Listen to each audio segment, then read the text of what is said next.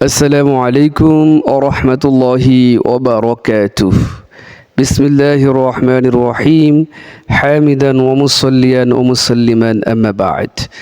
যদি কোনো মহিলার স্বামী মারা যায় এবং সে গর্ভবতী না হয়, তাহলে তার জন্য 4 মাস 10 দিন, আর গর্ভবতী হলে সন্তান প্রসব হওয়ার আগ পর্যন্ত ইদ্যত পালন করতে হয়। ইদ্যতের সময়ে বিধবা মহিলার জন্য সাজসজ্জা করা, সুগন্ধি ব্যবহার করা, অলংকার পরিধান করা ও চাকচিক্যপূর্ণ পোশাক পরিধান করা নিষেধ।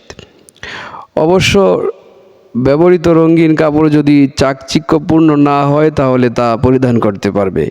ইদ্যতের সময়সীমা শেষ হয়ে গেলে আর এ নিষেধাজ্ঞা বলবৎ থাকবে না, তখন সব ব্যবহার করতে পারবে।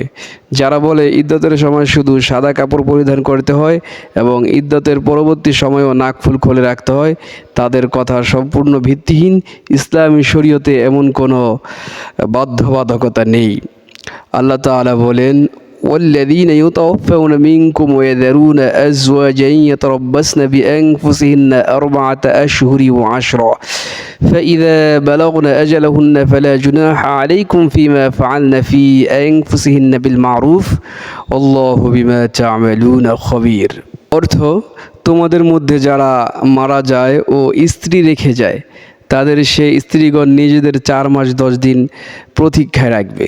অতঃপর তারা যখন নিজ ইদ্যত এর মেয়াদ পৌঁছে যাবে, তখন তারা নিজেদের ব্যাপারে ন্যায়সম্মতভাবে যা কিছু করবে তাতে তোমাদের কোনো গুনাহ নেই। তোমরা যা কিছু করো আল্লাহ সে সম্পর্কে সম্যক অবগত। সূরা বাকারা আয়াত নং 234।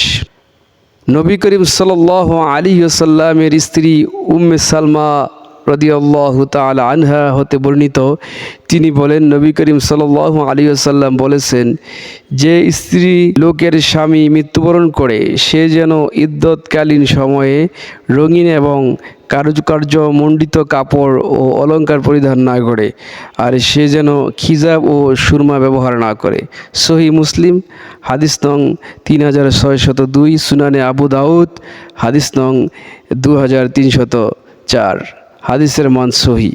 উম্মে আতিয়া রাদিয়াল্লাহু তাআলা আনহা থেকে বর্ণিত, তিনি বলেন, আমাদেরকে নিষেধ করা হতো আমরা যেন কারো মৃত্যুতে 3 দিনের অধিক শোক পালন না করি, তবে স্বামীর মৃত্যুর 4 মাস 10 দিন শোক পালন করতে হবে, এবং আমরা যেন সুরমা খুশবু ব্যবহার না করি, আর রঙিন কাপড় যেন পরিধান না করি।